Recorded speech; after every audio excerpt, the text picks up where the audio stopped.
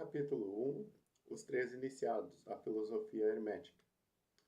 Os lábios da sabedoria estão fechados, exceto os ouvidos do entendimento. O Carvalho.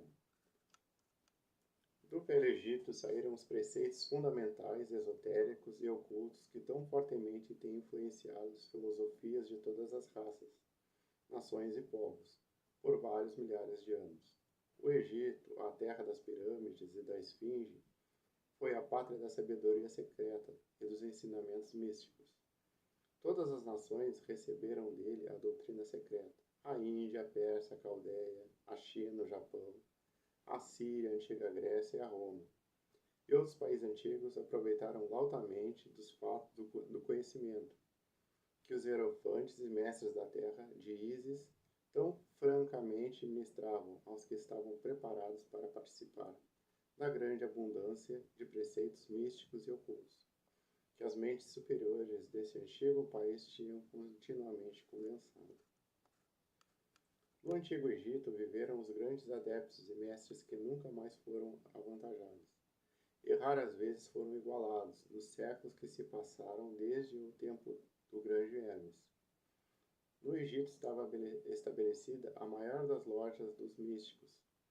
Pelas portas dos seus templos entraram os neófitos que mais tarde, como hierofantes, adeptos e mestres, se espalharam por todas as partes da terra, levando consigo o precioso conhecimento que possuíam, ansiosos e desejosos de ensiná-lo àqueles que estivessem preparados para recebê-lo.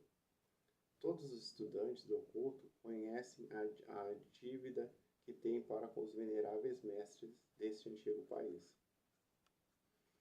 Mas entre esses grandes mestres do Antigo Egito, existia um que eles proclamavam como mestre dos mestres. Esse homem, se é que foi verdadeiramente um homem, viveu no Egito na mais remota antiguidade. Ele foi conhecido sob o nome de Hermes Trismegisto. Foi o pai da ciência culta, o fundador da astrologia e o descobridor da alquimia. Os detalhes da sua vida se perderam devido ao imenso espaço de tempo que é de milhares de anos, e apesar de muitos países antigos disputarem entre si a honra de ter sido a sua pátria, a data de sua existência no Egito, na sua última encarnação neste planeta, não é conhecida agora, mas foi fixada nos primeiros tempos das mais remotas dinastias do Egito. Muito antes do tempo de Moisés, as melhores autoridades consideravam-no como contemporâneo de Abraão, e algumas tradições judaicas dizem claramente que Abraão adquiriu uma parte do seu conhecimento místico do próprio Hermes.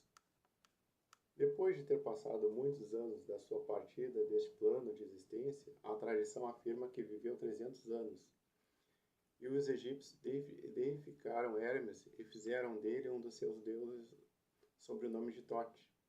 Anos depois, os povos da antiga Grécia também o deificaram, com o nome de Hermes, o deus da sabedoria. Os egípcios reverenciavam por muitos séculos a sua memória, denominando-o de mensageiro dos deuses e ajuntando-lhe como distintivo o seu antigo título, Trismegisto, que significa o 3 vezes grande, o grande entre os grandes. Em todos os países antigos, o nome de Hermes Trismegisto foi reverenciado, sendo esse nome considerado como sinônimo de fonte de sabedoria. Ainda nos nossos dias, empregamos o termo hermético no sentido de secreto, fechado, de tal maneira que nada escapa, etc. Pela razão que os discípulos de Hermes sempre observaram o princípio do segredo dos seus preceitos. Eles ignoravam aquele não lançar as pérolas aos porcos, mas conservavam o preceito de dar leite às crianças e carne aos homens feitos, máximas que são familiares a todos os leitores das escrituras cristãs, mas que já eram usadas pelos egípcios muitos séculos antes da era cristã. Os preceitos herméticos estão espalhados em todos os países e em todas as religiões, mas não pertencem a nenhuma seita religiosa particular.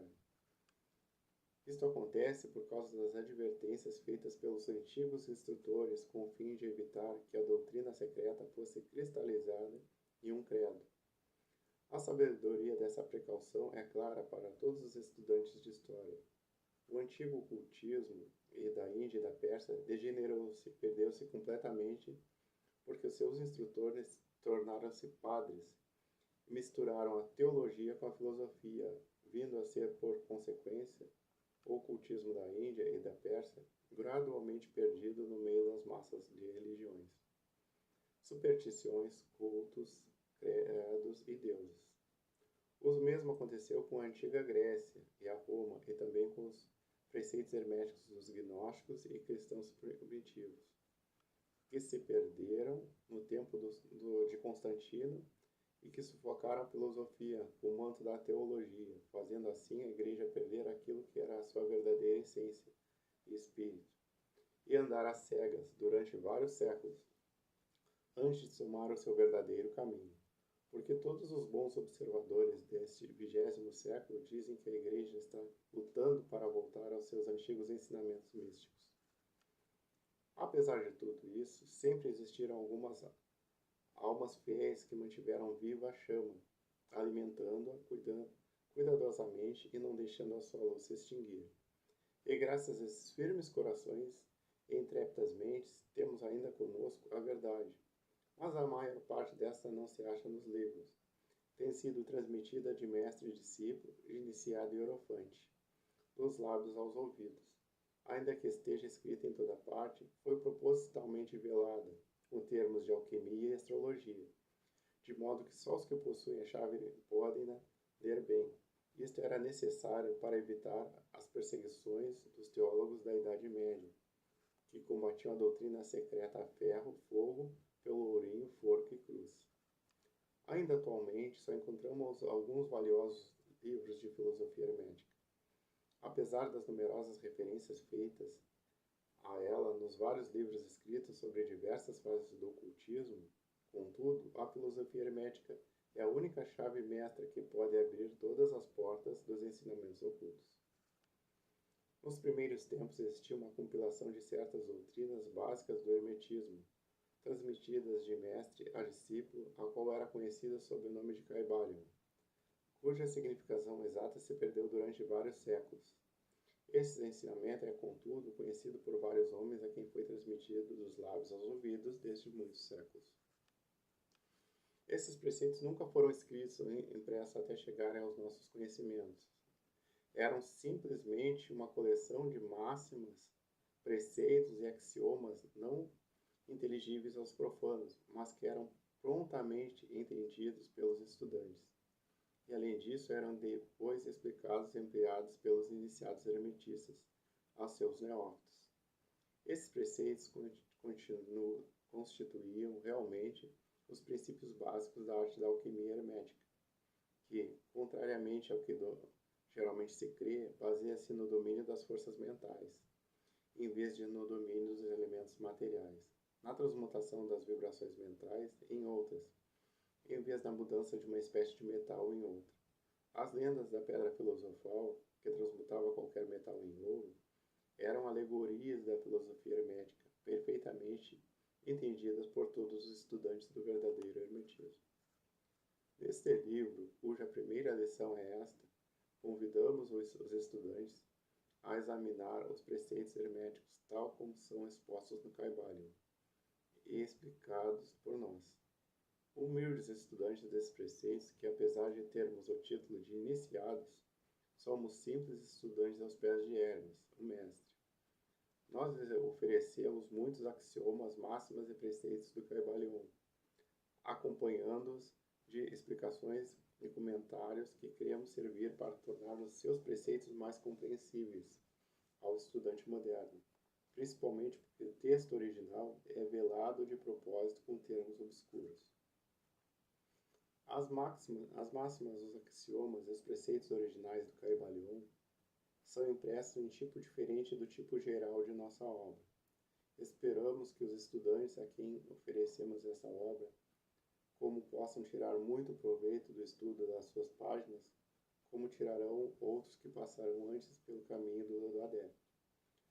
Nos séculos decorridos, desde os tempos de Hermes Trismegisto, o mestre dos mestres, o 3 vezes grande, Diz Carvalho: em qualquer lugar que estejam os vestígios do Mestre, os ouvidos daquele que estiver preparado para receber o seu ensinamento se abrirão completamente.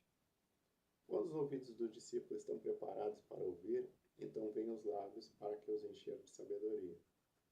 De modo que, de acordo com o indicado, só dará atenção a este livro aquele que tiver uma preparação especial para perceber os preceitos que ele transmite. E, reciprocamente, quando o estudante estiver preparado para receber a verdade, também esse livro lhe aparecerá. Esta é a lei, o princípio hermético de causa e efeito, no seu aspecto de lei de atração. Levará os ouvidos para junto dos lábios e o livro para junto do discípulo. Assim são os atos.